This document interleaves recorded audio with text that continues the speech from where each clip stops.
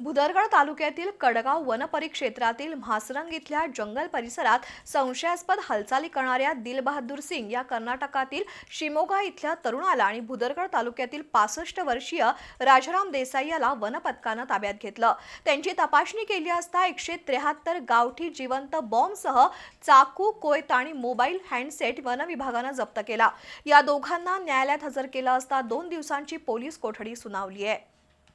भुदरगड तालुक्यातील कडगाव वनपरिक्षेत्रातील वनरक्षक आपल्या कर्मचाऱ्यांसह म्हासरंग वनपरिसरात गस्त घालत होते।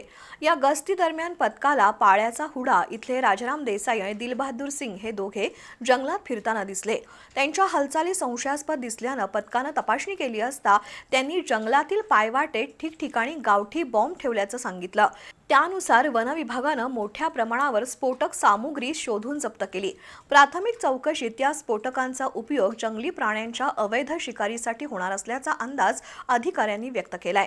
या कारवाईनंतर पथकानं दोघांना तात्काळ अटक करून न्यायालयात हजर केलं असता न्यायालयानं त्यांना 2 दिवसांची पोलीस कोठडी सुनावली आहे। वन परिसरातील बिबट्या, ससे, रानडुक्कर आणि अन्य वन्य प्राण्यांच्या संरक्षणासाठी वन विभागानं मागील काही महिन्यांपासून विशेष मोहीम सुरू केली आहे। अधिक तपास उपवन संरक्षक धैर्यशील पाटील आणि सहाय्यक वन संरक्षक विलास काळे यांच्या मार्गदर्शनाखाली कडगाव वनक्षेत्रपाल राजेश चौगुले, वनपाल दत्तात्रय जाधव, वनरक्षक गणेश लोकरे, दत्ता होनमने, उमा पाटील, विजय शिंदे करत आहेत।